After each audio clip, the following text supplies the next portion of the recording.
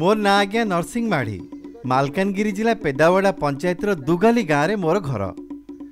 कम खर्च रे चाष करी केमिति लाभवान होई परिबा से उपाय मते जणा। मो फसल को खाद्य सार और रोगपोक दमन करने पाई मु व्यवहार करे हांडी खत।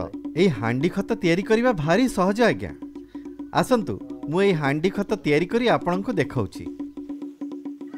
हांडी खत तैयारी करिबा पई दरकार गोटिए मुह चौड़ा थिबा हांडी, हांडीर मुह घोड़ाइबा पई एक माटी सरा, टोलो पिड़िया बा अन्य कोनोसी तेलो पिड़िया 250 ग्राम, गोमूत्र 5 लिटर, गाई गोबर 5 किलोग्राम,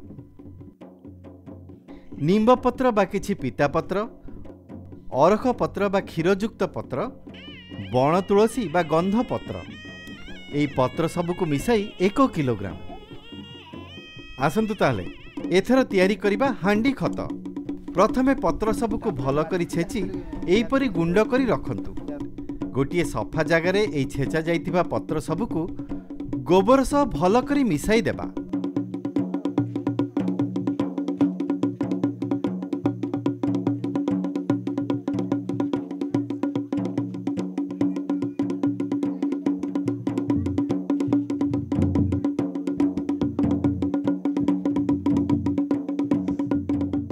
एथर हांडी रे ढाळिबा गोमूत्र, तापरे गोबर और छेचा जाइतिबा पत्रर मिश्रण को एथिरे पकाई देबा आ भल्ल करी मिसाई देबा।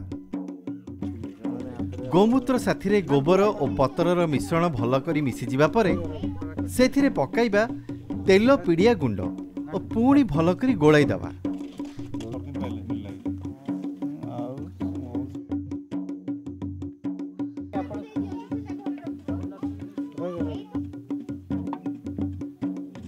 एथर आसंतु हांडीर मुह को सरारे घोड़ाई देबा आउ हांडीटी को छाई जगार माटी रे अधा पोती 21 दिन पर्यंत एमिति रखिदेबा।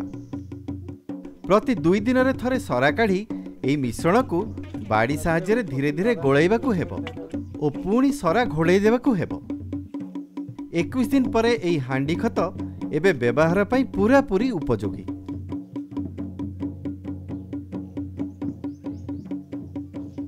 धान जमी रे कादुओ हेउथुबा समय 1 एकर प्रति 100 लिटर हांडी खत सीधा सड़क जमी रे देले धान गछ हृष्टपुष्ट होइथाय ओ अमल मध्य भल होइथाय।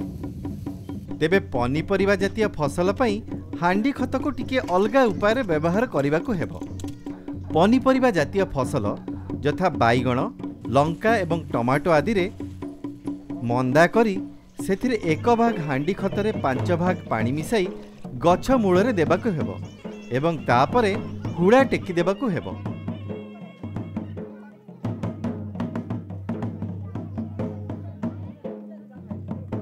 एपरि कले फसल भारी बढ़िया होइथाय।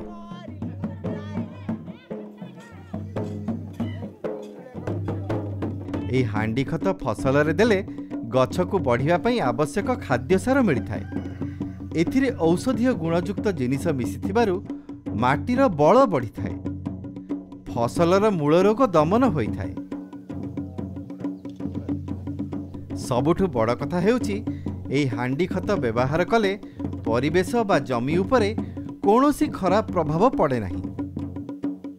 आसंतु जानि जिबा हांडी खत व्यवहार करिबा बेले कौन कौन सावधानता अवलंबन करने को पड़ी थाए। हांडी खत को सुखिला जमी रे व्यवहार कले यार उपकार मिले नहीं।